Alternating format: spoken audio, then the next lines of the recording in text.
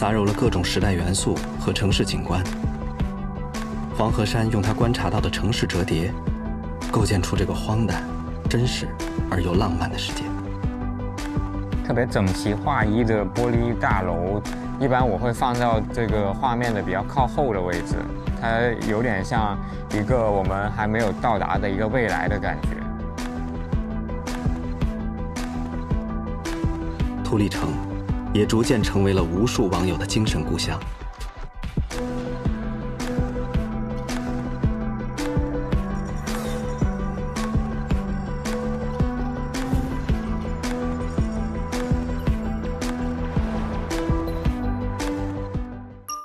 网友們紛紛提供自己身邊的突利建築，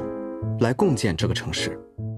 因為我一個人的力量其實是有限的嘛，然後他們每個人的城市可能都會有一些特別有意思的東西，他們就會把他們拍到的東西發給我，我經常會用。這些巨量的共同記憶，仿佛一個永恆循環的夢境，讓人停滯在某種時空切片中。比較普遍的就是他希望沉浸在這個城市裡面一直不出來，因為這種環境它會給我一種安全感，就是你在那個環境下面你不用裝的，不用端的，就很自然的一個狀態。